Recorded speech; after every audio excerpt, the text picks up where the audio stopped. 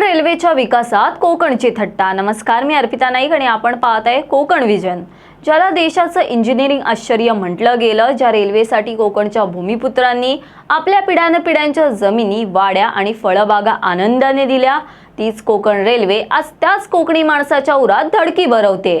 ज्या मातीने सह्याद्रीचे कडे फोडून रेल्वेला वाट करून दिली, त्याच मातीच्या माणसाला आज रेल्वे प्लॅटफॉर्मवर तात्काळ उभं राहावं लागतंय।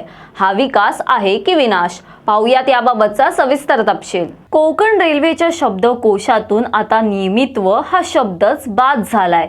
कोकण कन्या, तुतारी, मांडवी असो की मत्स्यगंधा, 1 ते 3 तासांचा विलंब आता अपवाद नाही, तर हा नियम झालाय। एकेरी मार्ग हे कारण सांगून प्रशासन वर्षानुवर्ष स्वतःची कातडी वाचवतंय। पण प्रश्न असा आहे की जर मार्ग एकेरी आहे तर राजकीय फायद्यासाठी नवनवीन गाड्या जाहीर करताना प्रशासनाचे डोळे कुठे असतात?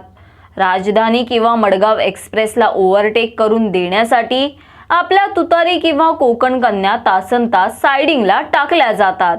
ज्यांच्या जमिनीवर ही रेल्वे धावते त्यांनाच आज वेटिंगच्या रांगेत उभं राहावं लागतंय। अनेक एक्सप्रेस गाड्या स्थानिक स्थानकांवर थांबत नाहीत। मग हा रेल्वे प्रकल्प नक्की कुणासाठी? पर्यटकांसाठी की ज्यांनी बलिदान दिलं त्या भूमिपुत्रांसाठी? असा प्रश्न आता उपस्थित होत आहे। प्रशासनाने स्थानकांना आता नरकयातनांचंच केंद्र बनवलं आहे। उन्हाळ्यात प्यायला पाणी नाही, प्रसाधनगृहांची अवस्था इतकी भीषण आहे की तिथे जाणंही मुश्किल।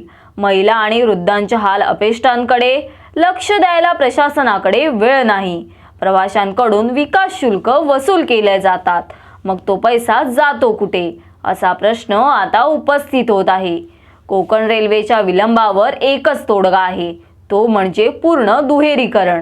पण गेली 10 वर्ष पॅच डबलिंगच्या नावाखाली कोकणची दिशाभूल केली जाते। दक्षिण किंवा उत्तर भारतात रेल्वेचं जाळं विस्तारतं, मग कोकणला सापन्न वागणूक का? असा प्रश्न आता उपस्थित होत आहे। आमचे खासदार संसदेत फक्त बाकं वाजवण्यासाठी जातात का? दुहेरी करण्यासाठी आक्रमक पाठपुरावा कधी होणार? असा प्रश्न आता कोकणी माणूस विचारत आहे। कोकणी माणसाने जमिनी दिल्या, सहकार्य केलं, पण आता हा संयम सुटत चाललाय। जर प्रशासनाने ही वेळकाढू धोरणं थांबवली नाहीत तर येणारा काळ रेल्वेसाठी सोपा नसेल। यावरील तुमचं मत आम्हाला न चुकता कमेंट बॉक्सद्वारे नक्की कळवा आणि अशाच विविध विषयांवरील सविस्तर तपशील जाणून घेण्यासाठी कोकण विजनला सबस्क्राईब करा व बेल बटन दाबा। धन्यवाद।